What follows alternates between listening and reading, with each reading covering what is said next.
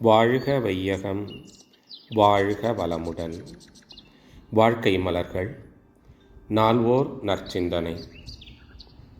ஜூலை 13. தலைப்பு: அறிவு நிலையில் வேறுபாடுகள். 1.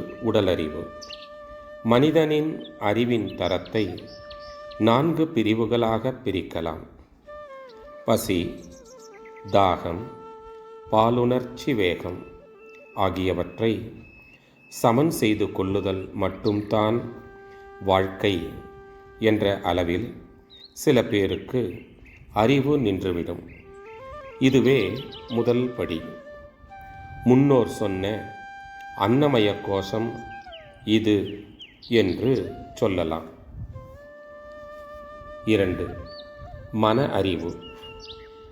உடல் தேவைகள் நிறைவு பெற்றுவிட்டன என்ற பிறகு அவற்றுக்கப்பால் மனதின் தேவை என ஒன்று வரும். இயற்கை அழகுகளை ரசித்தல், அவற்றைப் போல் போலி செய்தல் என்ற அளவில் சிலருக்கு அறிவு விரிந்து நிற்கும். இதுவே 2ஆம் பிரிவு. இதனை முன்னோர் சொன்ன மனோமய கோஷமாக கொள்ளலாம். 3. விஞ்ஞான அறிவு.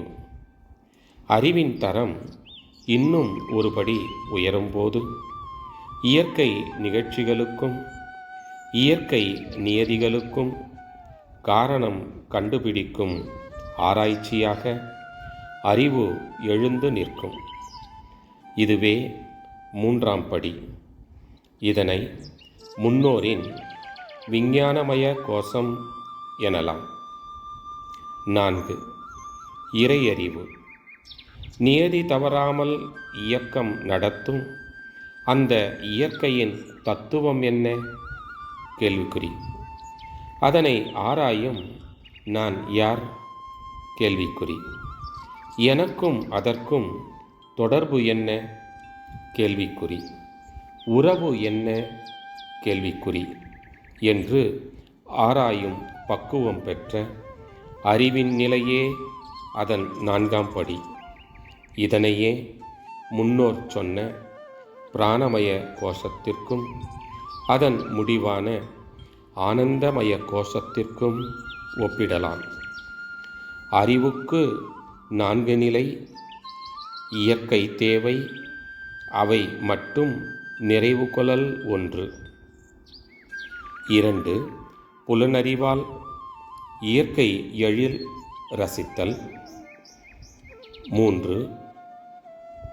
பகுத்தறிவால் இயற்கை இரகசியங்கள் அறிந்து கொள்ளல், அறிவித்தல். 4. அப்பால் அத்தகைய இயற்கைக்கே மூலம் நாடி அறிவதற்கென்று அறிவு எழுந்த நிலையாம். அருட்தந்தை. வாழ்க வளமுடன். தொடரும்.